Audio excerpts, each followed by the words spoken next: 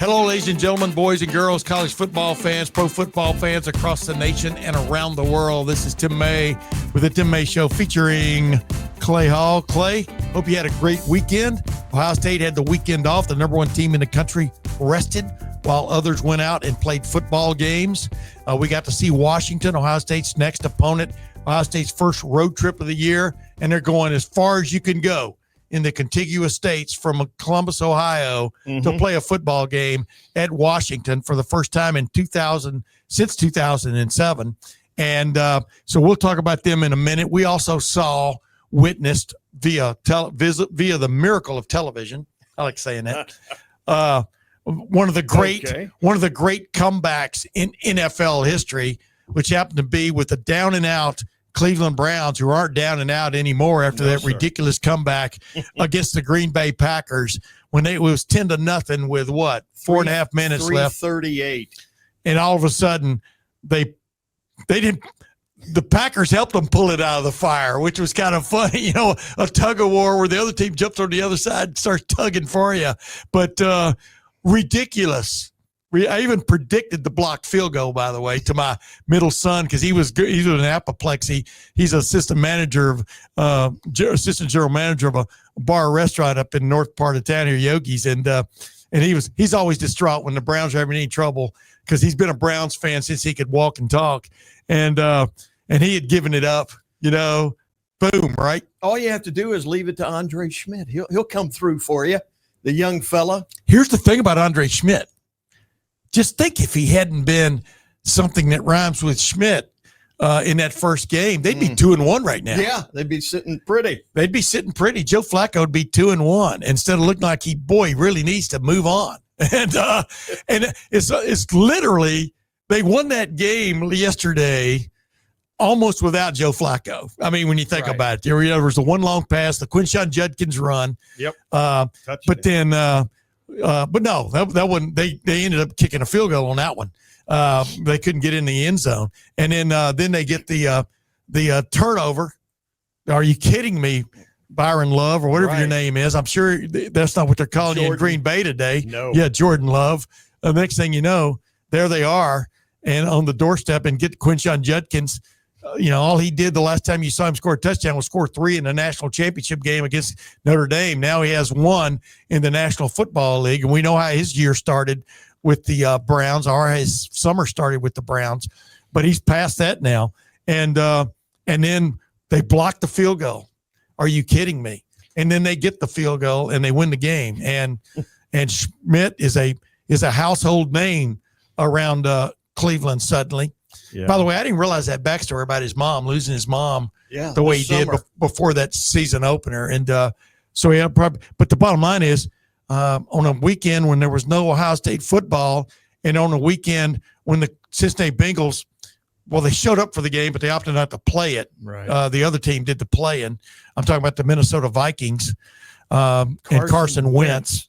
The backup quarterbacks bowl. And clearly the Minnesota Vikings won that one over Jake Browning and the Cincinnati Bengals. But there was some excitement in Ohio State land. No doubt about it. The Browns snapped an 8-game losing streak dating back to last season. I didn't know it was that bad. Yeah. To feel that once and for all, they did lose. We just found out this morning that DeJuan Jones is out for the season. Former Buckeye. He has been a force at right and some left tackle. Yeah. He's a beast. Huge mammoth man who has really, earned his way, and he's gotten his flowers early in his NFL career. He's so big and solid and strong. But I'm just happy for them. Are you saying he's a big guy? He's huge. But yeah, thrilled for them. And maybe this guy, I don't know. They beat the Green Bay Packers. Micah Parsons. Yeah, who many thought would, we penciled them in for the Super Bowl, right? They not only beat Green Bay Packers and Micah Parsons, they did a Micah Parsons on the Green Bay Packers. I mean, I don't know how many sacks the Browns had. It felt like they had like 30.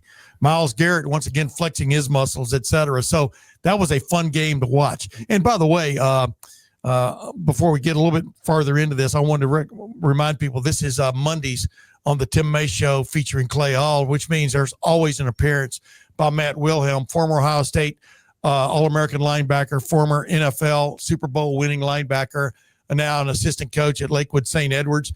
He and I talk about the despair they went through by getting upset by Massillon. I mean, they were favored big in that game and got upset big in that game.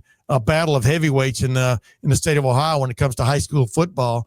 But back to what we were talking about, man, the infusion of enthusiasm that the Browns felt at the end of that game was palpable, even if you were watching it.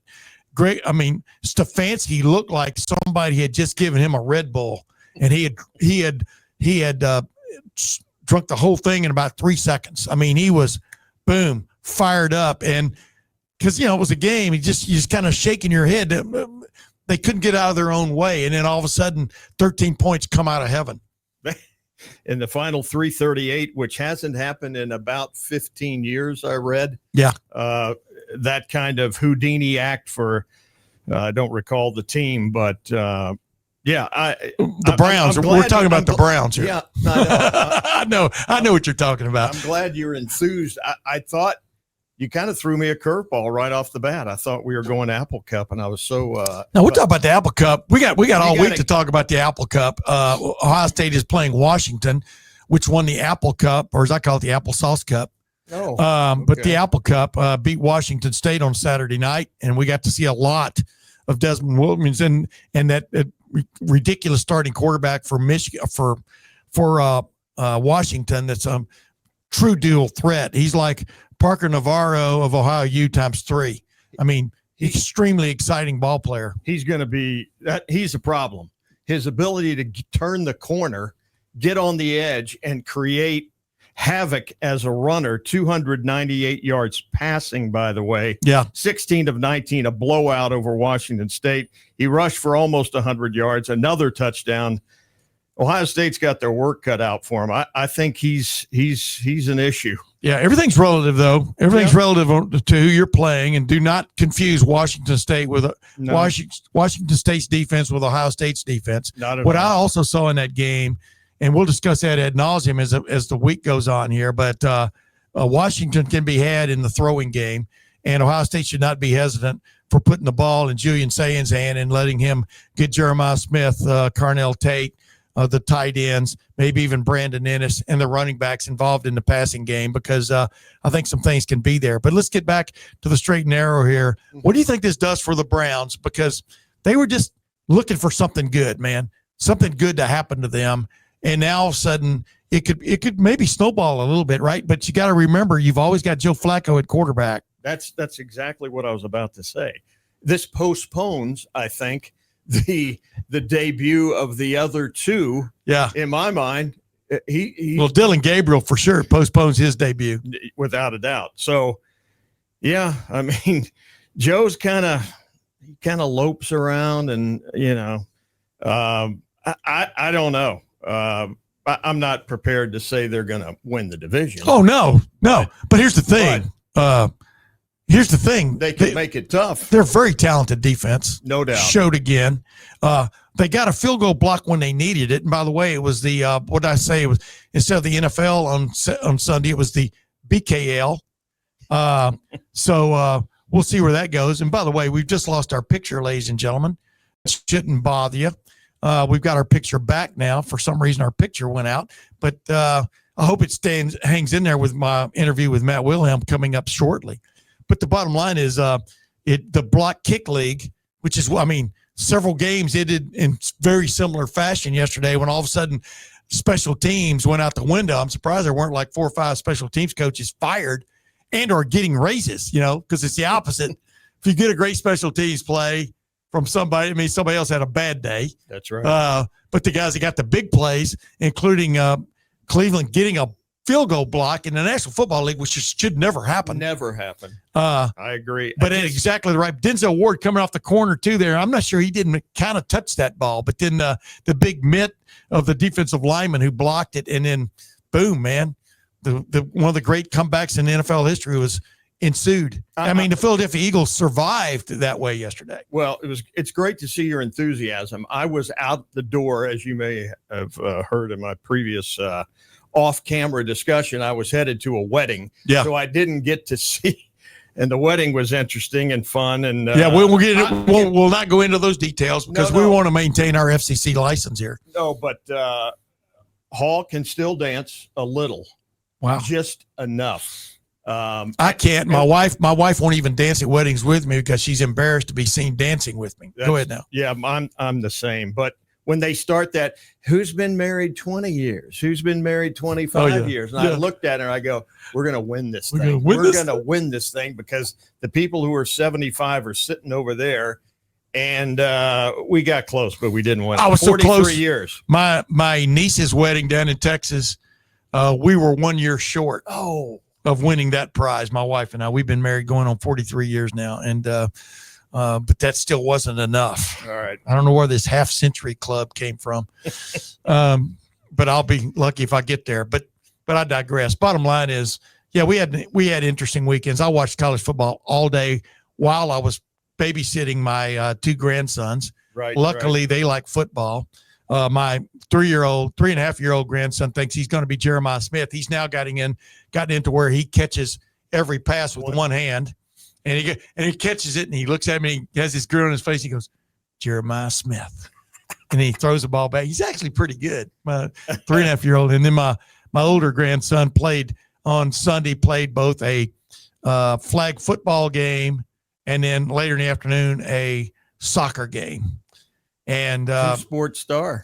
Yeah, but I mean, you could tell at the end of the day he had run out of gas. And they also spent the night with us on Saturday night, which was cool because my son and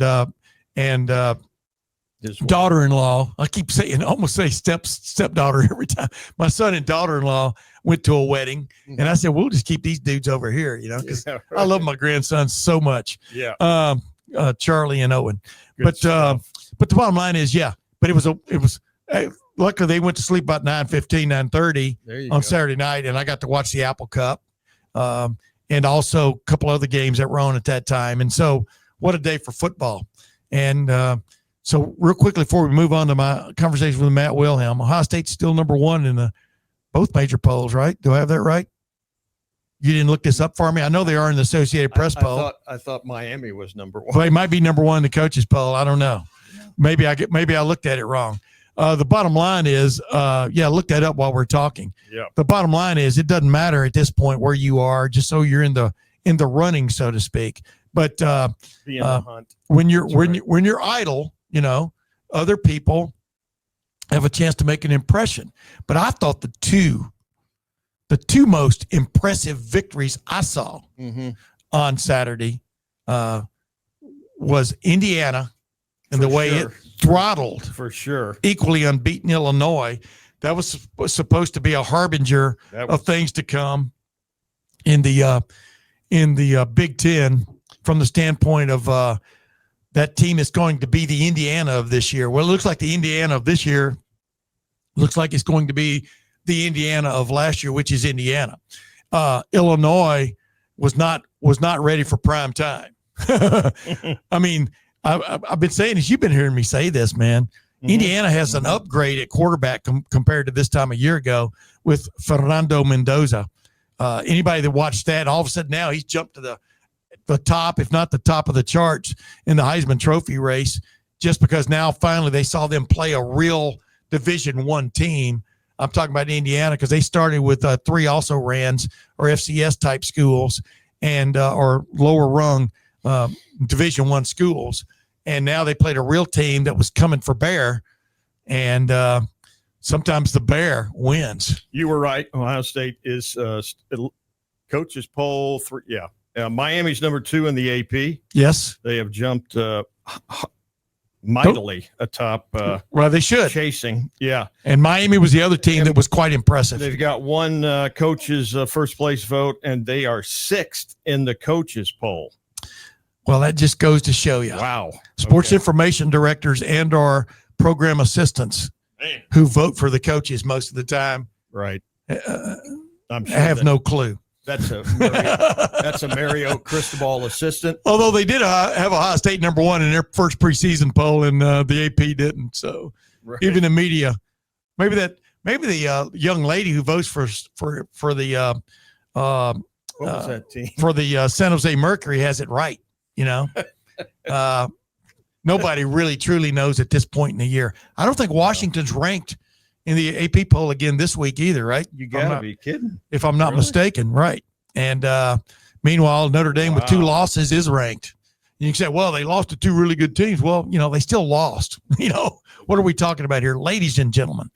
But I digress. I tell you what, speaking of a team that lost, and it's tough luck for Matt Wilhelm and the Lakewood St. Eds, although I'm not sure anybody ever feels sorry for Lakewood St. Eds when they lose, it being a perpetual powerhouse. I like that alliteration there. Perpetual powerhouse. Do you discuss Michigan in the give and take here? If not, maybe that's something I was. No, we will. They're a problem. We will get to that. We'll get to that in the second half after we come back from my conversation here, ladies and gentlemen, with Matt Wilhelm. Man, it's always great catching up with Matt Wilhelm on Mondays of football season. And Matt, we're now into the fall. Speaking of fall, your high school team, Lakewood St. Eds, you're not the head coach, but you you take it just as hard. Kind of got bushwhacked. I like that term, by the way, bushwhacked by Massillon over the weekend. Before we get into talk about Ohio State and taking road trips and going to the West Coast and what's it like going from the Eastern time zone to the Pacific time zone, how do you get ready to play in those kind of conditions? What do you keep in mind? What's it like to have a great football team going along and all of a sudden you get tripped up? Was it tough to handle for you guys? Of course, a program that is centered around winning and success and competition. Every time you lose, you're frustrated. And I think that's what's great about, again, many high schools now. Just the technology allows you to go back very quickly, watch it, dissect it. Our defensive coordinator puts out a series of videos of things that went wrong, but it's not like things that went wrong. It's fix ourselves, right? Yeah.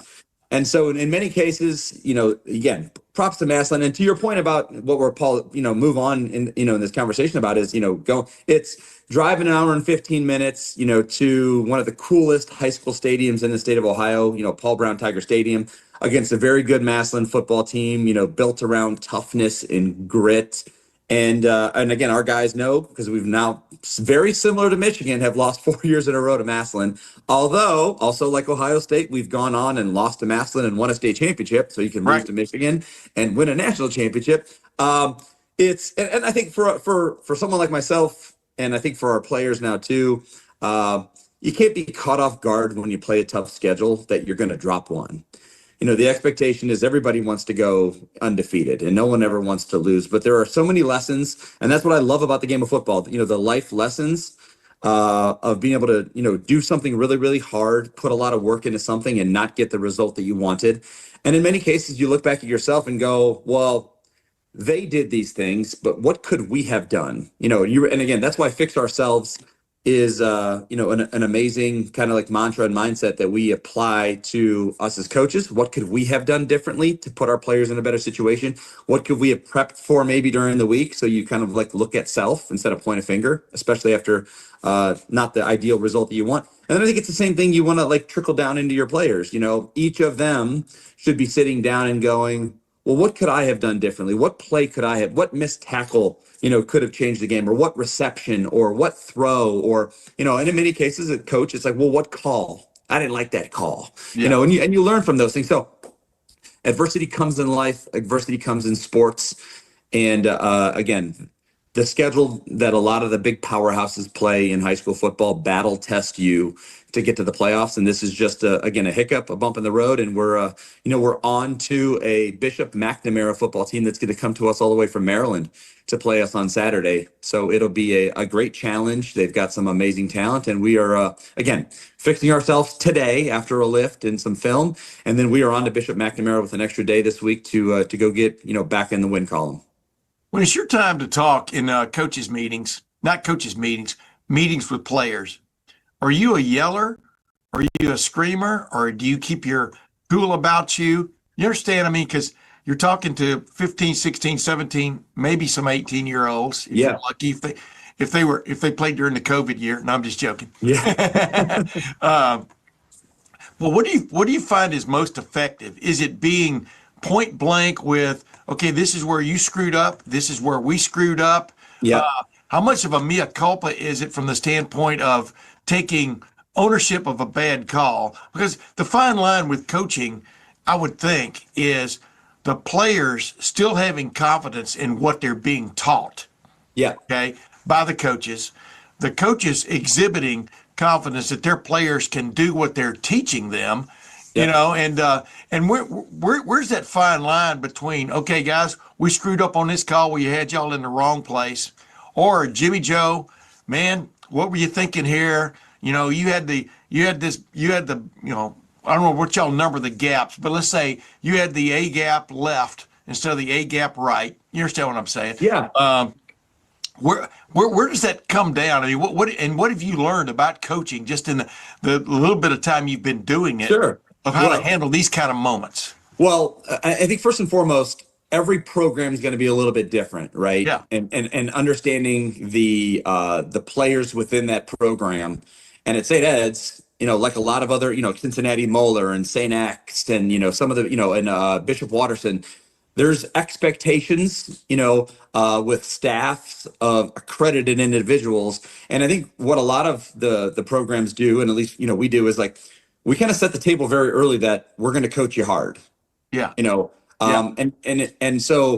What it also does, it actually drops the ego of some of the kids. Of He's not coaching me because he doesn't like me. He's coaching me hard because he cares, and we can tell them the truth. Yeah. And that's the one thing that I'll say about me. To be honest, am I a screamer? Am I a yeller? Am I quiet?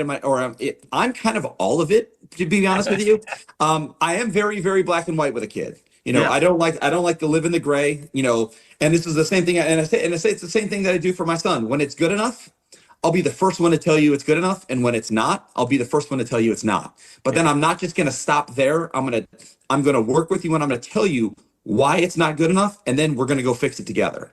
And I think that's the cumulative effect of a lot of the amazing football programs and the amazing coaches that are part of the program, not only St. Ed's but across high school football. Is yelling at a kid simply to yell at a kid to make him feel like SHIT is one thing, but yelling at him and not demean him, but just come from a passionate place and then go, dude, let's lock arms and fix that so it doesn't happen again. Especially when you're at the halfway point of your football season, you have 5 more regular season football games. And then ultimately those high school, college, and professional football teams want to be playing their best football late to then take that into the playoffs to go chase what you really want to chase is a championship. And so you can't lose the kids by being, overbearing and asking too much and always demonstrative. You've got to lift them up too. And I think that's on the flip side. So while I'm super passionate. I love to yell. I love to yell out all the alerts, all the pre-snap stuff from the sideline to help our kids get any advantage they can. But I'm also very direct. I'll give my guys that little whisper in there. It's like, come on, bro. Like it's on, you go make that play. Yeah. And it's like, and then that kid takes that personal accountability to go do his job and he's put himself in a situation to make that play and deliver on a big stage, like on the road at Massillon. So, and I also just pride myself kind of as a player's coach. I coach the kids how I would want to be coached. I want to get a dose of reality. I don't want to be lied to. I don't want to fluff them because today's society, in many cases, is a fluffy, cushy, participation trophy world that we live in, right? Yeah. And our boys are showing up to do something really, really hard each and every day, each and every week, and they're held accountable both academically and athletically in the weight room, inside the white lines, attention to detail. It's okay, your homework's done. Go jump and watch 20 minutes of your opponent this week, or watch practice from earlier today to fix what we did, in practice and get better tomorrow. So just a lot of accountability. And again, I've become there's flashes of Jim Tressel in me. There's flashes of Urban Meyer in me because I've been so close. There's flashes of Marty Schottenheimer and Norv Turner in me and Wade Phillips, like these great men that you've I've been close to, that either coached me and molded me, and or I've just been very privy to the mindset of how they like to coach and the type of culture they develop at a highly successful program. And that's become like the way that I coach, the way that I coach my son, the way that I coach these other boys. And I think it's also why, they're successful. And a lot of these kids are going to move beyond, the playing at St. Ed's and move into college football and have amazing careers as well. Yeah, you're basically taking parts of all those guys that made them most effective, right? Which is Yes. which is the way the extrapolation of coaching goes. You know what I mean? From one to the next, from one generation to the next. And let me ask you this now, just dovetailing. So you got Ohio State sitting here, undefeated, had an off week where they didn't have to play. Obviously, they practiced, going against an unbeaten Washington team. And we'll get into travel in just a minute. But what is the I don't know if demon you've got to chase, maybe that Ryan Day and his staff maybe have had to chase over the last couple of weeks since going 3-0 and taking an off week to make sure the team doesn't have, for want of another term, the big head. It's going to be favored at Washington. It's going against an undefeated team. But what is it that coaches have to fight at this moment in a season that's still an embryo of a season, 3-0, haven't even started conference play yet? That opens this week and stuff. What are they aided by the fact that, like you just talked about, Lakewood St. Ed's? Almost everybody who goes to Lakewood St. Ed's to play football goes there because they want to win. They want to be part of a winning program. Absolutely. Not just to participate. So do Ryan Day and his staff have that going for them when it comes to getting up in front of their players and extolling what they need this week? Absolutely. I think, one word that naturally, pops into your head in a situation like this, but I think it's also is complacency, because you're, number one in the country and you're 3-0. But I don't believe that complacency is the right word for this open date in the season. And a lot of that has to do with what the makeup of those first three games look like is, the high and overcoming the challenge of the opener against Texas. And then it was the cruising and the way in which you did it against Grambling, being able to play so many players, right? The stampede. I call it the stampede. Yeah, exactly. And then I think also why complacency, although it's a word you use when you're really, really good, and you feel like sometimes you can just roll your helmet out and win football games, is Ohio University challenged the Buckeyes in some capacity or in multiple facets in different ways for 3/4, 2.5 to 3/4 of a football game. Yeah. And I think that by itself, and it didn't humble us, but I think what it did, it allowed you to just look in the mirror and go, okay, through 3 weeks, who are we? And then, because of data and analytics and its role in today's football, and when I say that, the data is also to support who do we like where, and what does he do best? It's data to support players that are playing, not just yards and, data points. And you start to be critical of those things. Like, are we moving Jeremiah Smith around enough on offense that he can't be doubled? Is he always the X? Is he always the Z? Can we move him at slot? Can we motion him to get the look that we want? I think also I would say I want to see more, just critically, thinking, I want to see more Brandon Inniss as a receiver on offense. Yeah. Because Jeremiah is Jeremiah. And I think Carnell Tate has kind of entered that phase of, Carnell Tate's going to do what Carnell Tate does really, really well. Right. And now I want to see Brandon Inniss, who is the Jackson Smith and Jigba, Emeka Ibuka role in this offense kind of explode. And I think that's where, when you get into conference play, these teams, it's going to be tougher. Maybe not quite as tough as Texas, but it's going to be at that level. Yeah. And they're going to be ready for us as an offense. I think the fact that we have a 2 to 3 headed monster in the run game. I think also looking for Tyler Bowen in the offensive line, not maybe, and I'm not trying to say shuffle the guys, but where's our efficiency the best in the run game along the offensive line? Is it running right? Is it running, in the A gaps up the middle? Is it running left? And and what scheme is it? Zone scheme? Is it gap scheme? Is it pin and pull? Is it, and what's best? And then you start to really, that's where Brian Hartline and Ryan Day, from an offensive, play calling and coordination standpoint, really start to magnify what you're, stay really good and get better at what you're good at.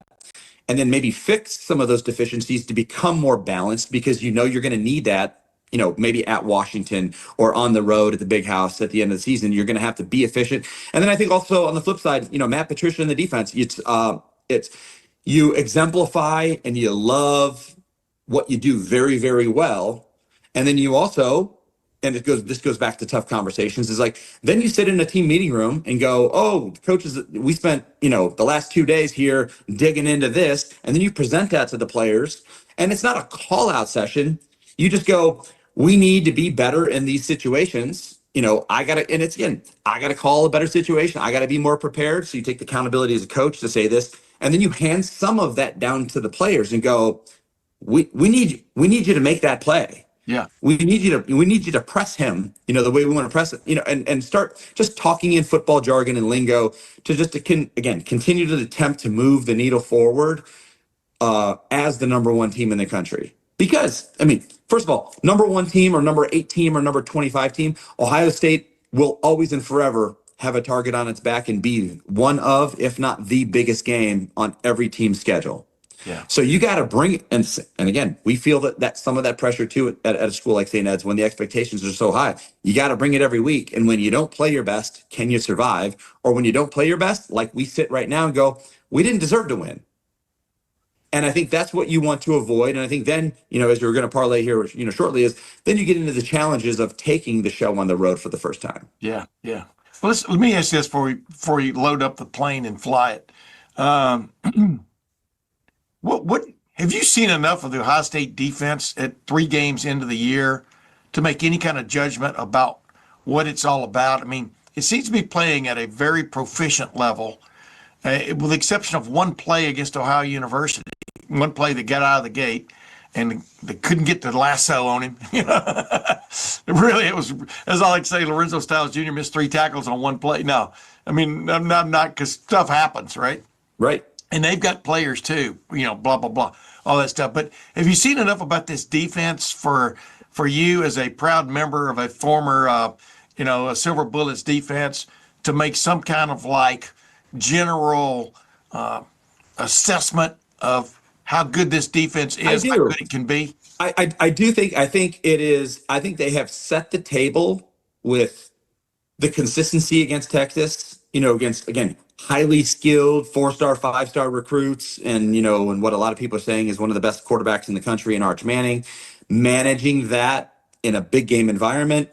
I think that, the Grambling, you kind of dismiss it because it was, it was like a glorified practice essentially. Yeah. And then, but then I think, what they did against Ohio University, minus the one play, I think you sit very confident that they are getting better every week. And it's not even like it's super dominant because they haven't given up 50 yards or less, to every single team. They're just stingy. They're super athletic. And I think Matt Patricia is playing into those things as a defensive coordinator. Yeah. And I think, again, and everybody's going to have a hiccup. You're going to give up 400 yards at some point, right? To somebody. Some offense is going to figure it out. They're going to get multiple chunk plays. They're going to get behind you, or they're going to wear your butt down or something like that. It's just bound and determined to happen. It happens to Alabama, at one point or another in the SEC. It'll happen to Ohio State at one point or another in the Big Ten, which are the two, big dominant, conferences that we all know and respect so well. But I think they're on the cusp of something special by the way that they've played. I think also but it seems as if by the way they've prepared. Yeah. And I love the plans that Matt Patricia has constructed, and you can tell that the players are bought in. So that consistency leads me to believe that they're on an upward trajectory, getting better each and every week. And ultimately, the best defenses in the country or in the world scrap what they've done and erase it and go immediately to the challenges that next opponent can bring into the equation. And so you forget all all the sacks, all the plays and whatever, unless, your family members are telling you about it. And you just scrap what we did and like go out and prove it again and go do it. And I think that's what's exciting about this defense. Hey, when you watch this defense, Matt, I like the way I explain it is it looks fairly complex from the standpoint of the little movements and stuff, but it seems fairly simple for the players to deal with. I mean, it seems like Matt Patricia, not dummied down is not the correct term, but when you just change a little bit here and a little bit there, it can look totally different from one play to the next. I mean, obviously they line up different. But you understand what I'm saying. Just one little putting this guy over this gap as opposed to this guy over this gap from one play to the next, or the way you deploy from a coverage standpoint, just little tweaks make huge differences. It is, And for the quarterback. Go ahead. You know what jumps into my head when you ask the question and you just start to describe it is there's an attention to detail. Yeah. In this defense that I think Matt Patricia has, and it's not to say that Jim Knowles didn't have it, right? But there's attention to detail, and I'll explain why I think that's it, that Matt Patricia has brought, because it may not be overly complex, but they're just so good because every detail is accounted for. And this is, let's say, the challenge of, what I'm attempting to do, or we're attempting to do as a defense at the high school level, is line up in the same look and make it look like something, when the quarterback's, looking around or then looking to the sideline so the booth, sees a look. Yeah. And then they make a play call change at the line of scrimmage, and then you make these little subtle, detailed, from press to off, from mug to backing up or walking up to walking out. These little subtle things that we're doing pre-snap to then doing something post-snap, and it could be what we think it's going to be. It could be, we're rotating coverages. We're bringing blitzers from depth. It just, it's all married up right now is the word. It's like the back end and the front end are all married up. I think the communication, there's been really no breakdowns, no busts, minus one play where there was multiple missed tackles, which is like something that can be controlled. And I think there's an attention to detail about this group that Matt Patricia, and I'm sure that Matt Patricia has brought, to finish my sentence, but will continue to tweak as the season goes on. Because as we talked about in last week's, I'm sure there are things that we've practiced in training camp that we just haven't needed against Texas yet, and didn't pull out against Grambling yet, and didn't have to pull out against OU or Ohio University. And it's not that they're like these magical calls, but you just keep digging into the bag, as the season goes on to come up with these new looks. And also you have to have players that can grasp the attention to detail and do it.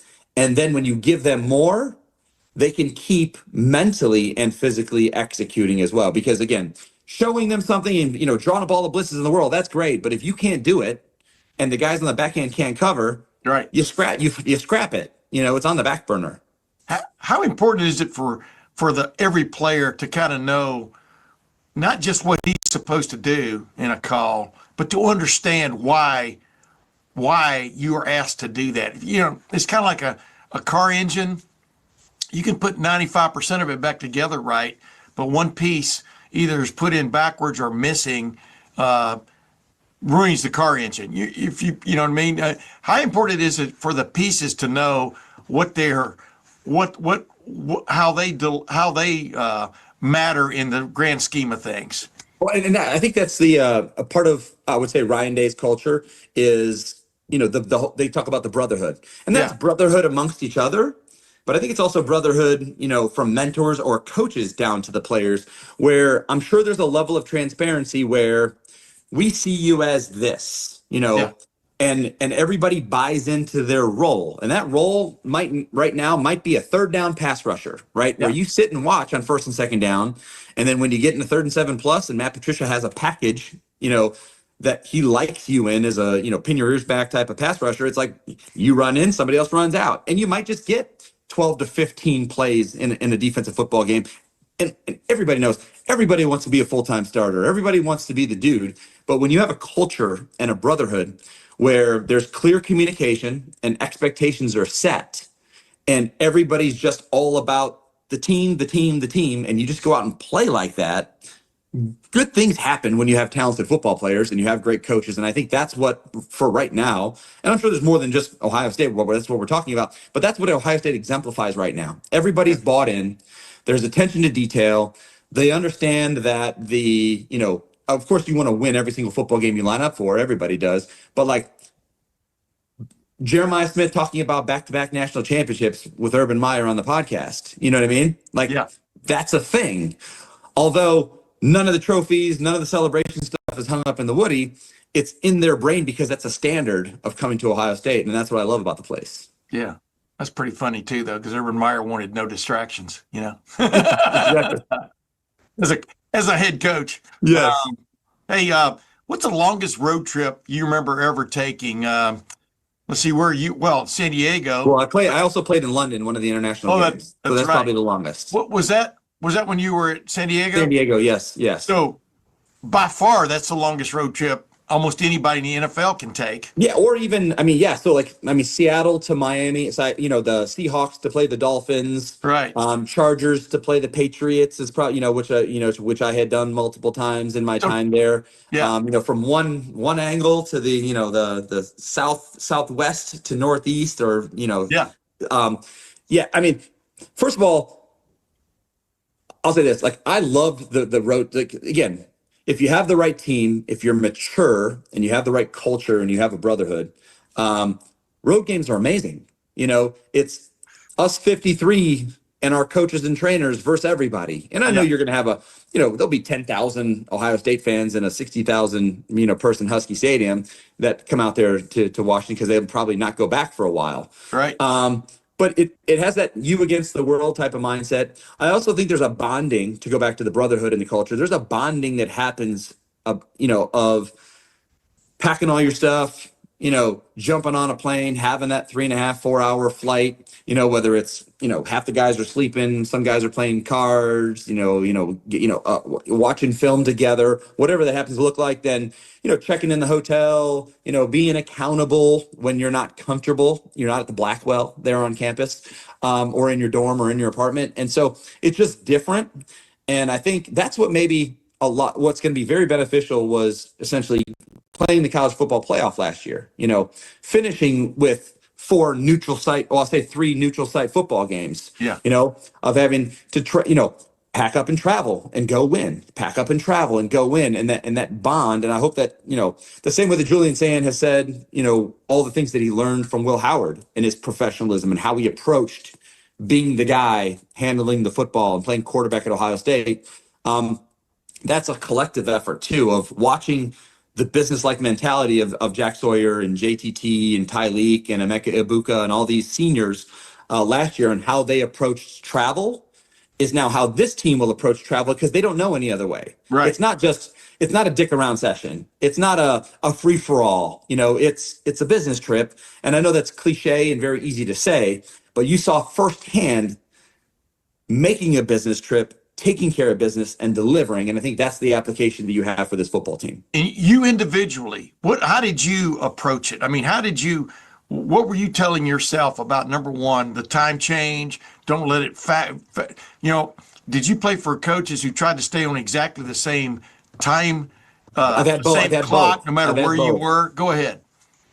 Yeah, no, I've had both. And I would say, I'm and it's not that anybody's breaking the rules, but I was very much like a rule follower. So if we had our strength coach and strength and nutrition staff talk about sleep and recovery and hydration and the time change and how it should affect you, and when you should want to go to bed, at the same time you go to bed as you do at home, you want to go to bed at the same time there, or as close to as possible, because of your circadian rhythm and all this other stuff. I was just enthralled. I'm like, okay, I'm not going to try to do this on my own. I'm just going to do everything that they say. And I think that's, I'm sure, being presented to these guys, especially even maybe some of the young guys, because I don't know who travels or how many is going to travel out of the 105, but I'm sure the message to all the travelers that, may not play in the football game is also, it's a business trip. You're young, you're traveling for the first time. It's not a free for all. It's be dialed in, be accountable. Our objective is to come here and win a football game, be a great teammate, and so on and so forth. Be one play away if you're a backup who doesn't play, or maybe in special teams or whatever. That's how I was. I was just always dialed in and focused. There's a looseness, I would say, on the plane on your way there. Right. That's where I said playing cards and, you're up and about, you're watching film with a buddy for an hour, and then you're going to go, take a nap for an hour, because it's like you want to kill the time the best you possibly can. And that's where, there's laughs, because you are, and I'll say this, you're undefeated. You're the number one team in the country. You don't want to fly cross country super tight. You want to go be you, and so you get to enjoy the brotherhood on the airplane. But then when you land, and you get that itinerary of where you have to be, when you have to be there, what's the expectation, bring a notebook, dress like this, nutrition like this, go to sleep like this, so on. You really want to dial it in and be buttoned up. Yeah. Did you go, when y'all went to London though, did you try to see any sights? So we were given a day. I want to say it was probably like a Friday, playing a game on Sunday. And it was like, and again, there was a family plane as well. So like my wife would come out, or a plane of wives and coaches' wives and trainers' wives would all come out on the team's dime as well. And then on Friday, what they had was a multiple choices of things that you could go out and do to see the city.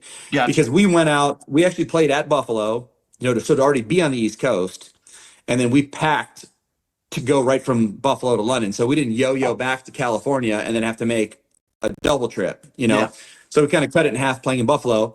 Unfortunately, we did lose to the Bills, in a night game, which kind of stunk that you're then flying another X amount of hours, from the East Coast to London. But long story short, but then you stayed somewhere outside of the city for 4 or 5 days and you did your work, right? All your meetings, all your practices, all your lifts, all your whatever. They had it all, the NFL was figuring it out, and I'm sure it's dialed now. And then you actually moved into like the Intercontinental in London, closer to Wembley, where we played. And then, but the wives had come out on Friday. We had our Friday morning practice, but then the afternoon, it was like, say, from 1 p.m. to 8 p.m. You had I don't say a free for all, like a structured free for all to go see Big Ben and the Parliament and eat at a restaurant, or go see the city and, take the train or whatever you want to do. But you had to be back and check in by 8 o'clock. So it was an adventure. It was nice to go see it and do it. I think also we lost back-to-back games. So we lost to Drew Brees and the New Orleans Saints, probably like 44, like 42, in like a barn burner. Yeah. So, losing after that wasn't fun.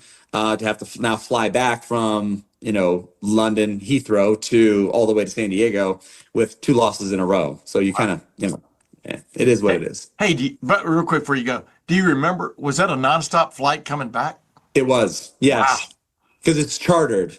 Yeah, I know, but it's still, that's a long time to be on an airplane. It is, especially after you just got your ass kicked, Right. For the second time in a row. And I remember like it was yesterday, the defensive coordinator lost his job in midair. And so got off the plane without a defensive coordinator. It was a thing, man. Wow. Was it announced on the plane? No. It was one of those. Was it murmured? Was it rumored? Was it murmured on the plane? It was murmured when we landed. Gotcha. And I think it was like the wife of the fired coach was disgruntled. He took it like a man, right? Because again, if you're in football long enough, you've been hired and fired, right? Yes. The wife took it hard, and the wife made it apparent, and then opened like people do, started yapping to other females, and then the females told their husbands, and the husbands told their teammates, and before you knew it, everybody on the plane knew.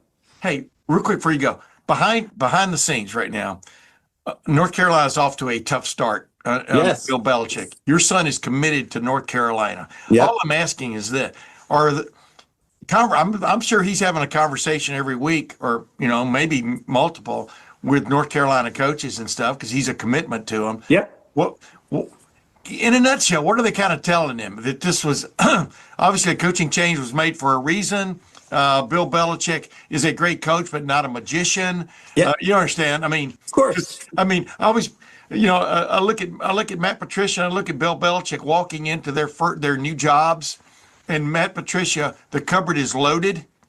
Yeah. Almost every spice he wants to put on. Yeah. In his soup, his bouillabaisse.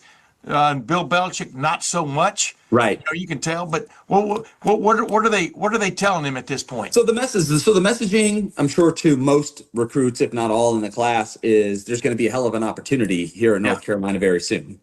And for those that haven't followed it close, is Bill Belichick got hired after the 2025 recruiting class was already signed. Correct. And so then Mac Brown, who had been there, his second go around at North Carolina, like it happened at West Virginia with Neil Brown leaving, or getting fired or leaving, is 50 some dudes hit the portal to go find a better opportunity and leave North Carolina. Okay. Yeah.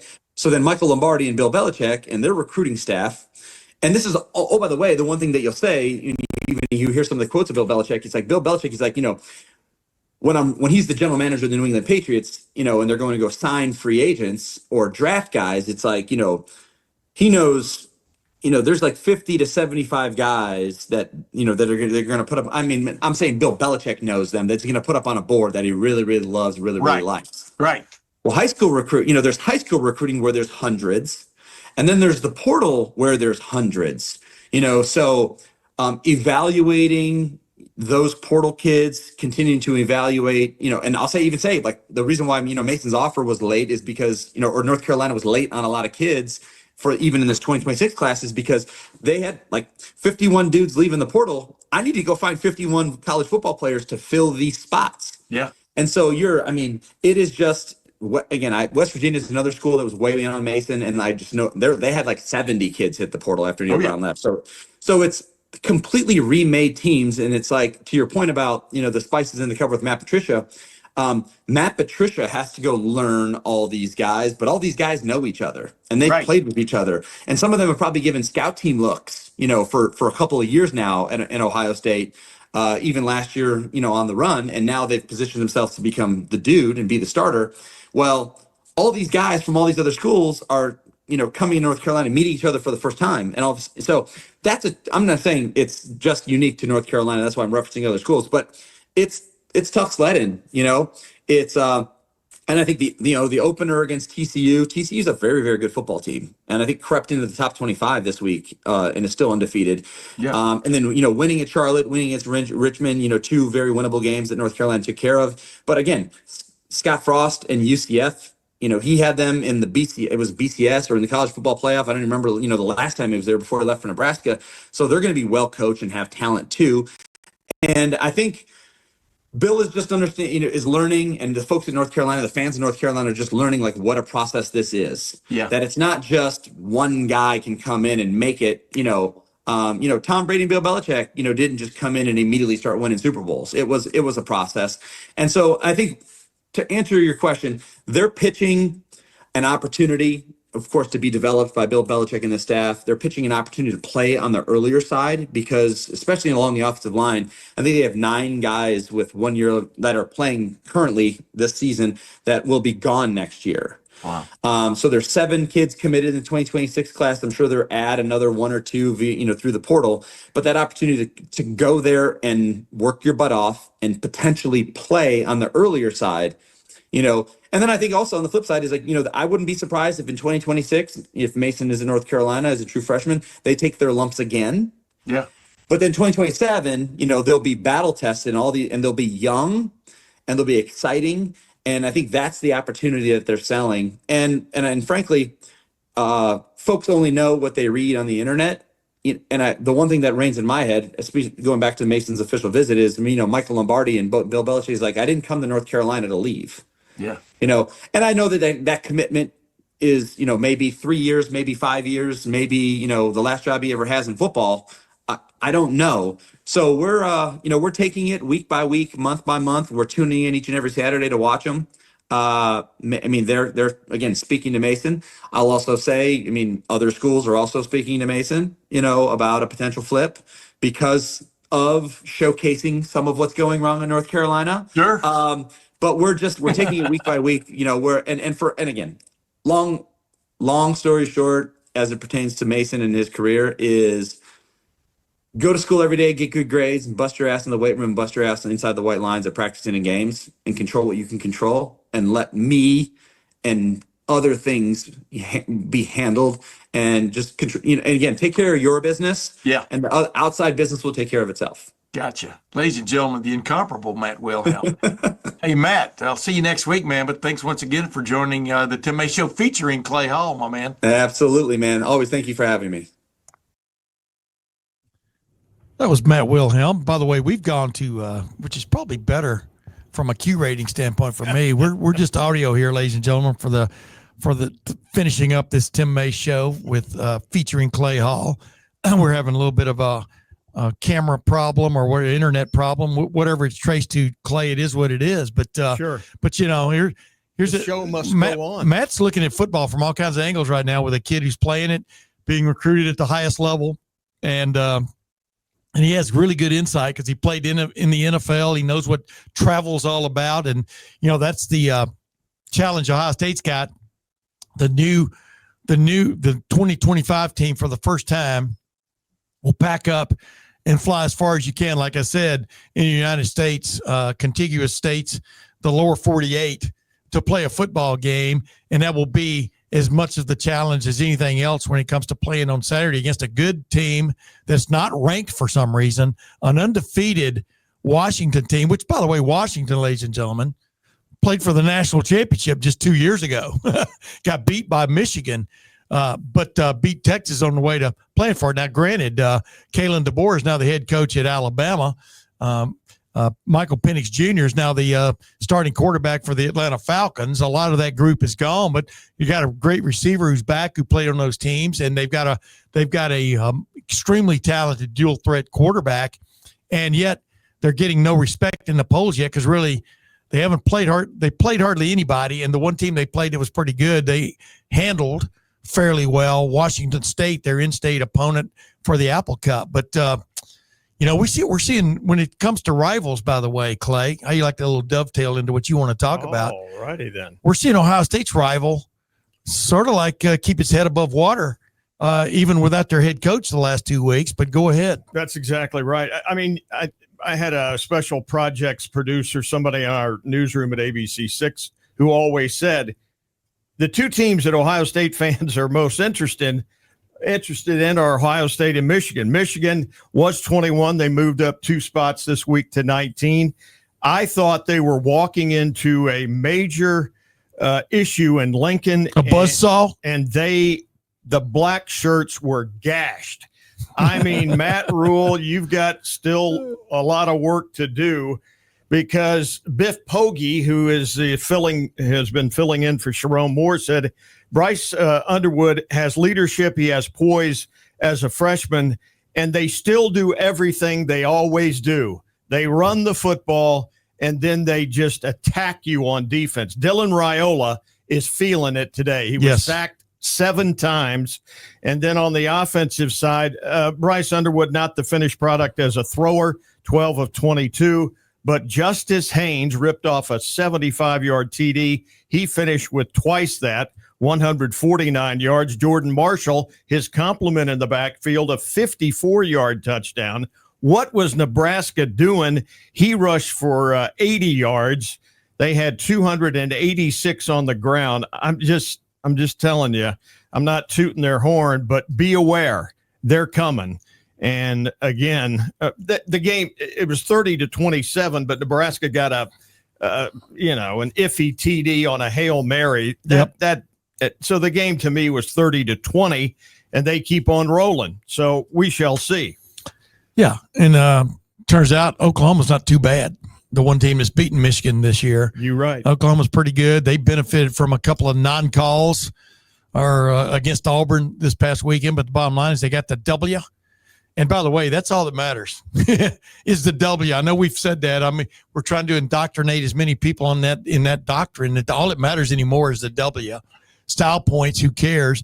There will be a little bit of a poll kind of situation at the end with the committee ranking teams at the end, seeding teams into the 12-team playoff. But the bottom line is just win, baby. That's why Ohio State's going to Washington this week with the intent mainly of stealing that W off the start of Washington, leaving them thinking they're Ashington. Hey, can I throw in some baseball here at the end? Just a quickie. Well, we'll bring you out of the bullpen. Yes. All right. I'm giving you the ball. Go. Reds and Guardians still certainly in the running. Reds have, as of we're taping, with 6 to go. But, yeah, they both are in the running to play postseason baseball. The Reds on fire. They had won 5 straight, 6 of 7, 10 of 15. The Guardians, who over the weekend had a 10-game win streak snap, they're right on the verge as well. A huge series this week against the Detroit Tigers. Yeah, absolutely, man. Having both Ohio teams in the running in the last week of play in September, that's exciting. So we'll see where they get to. Wait, that was even worse than saying but get to is ending it with a preposition. Let's see if they get where they want to go. There we go. I like that. But anyway, we're going to be talking about Washington a lot. I hope to have a very special guest on Wednesday or Friday. May just throw him in Wednesday. We'll let you know who that is. But a guy that I've known for a very long time, who's associated with Washington Athletic Department. We'll have him on Wednesday if things go correctly and we get our internet signal straightened out. But for Clay Hall, I'm Tim May. This has been the Tim May Show featuring Clay Hall, ladies and gentlemen. And until next time, we'll see you then.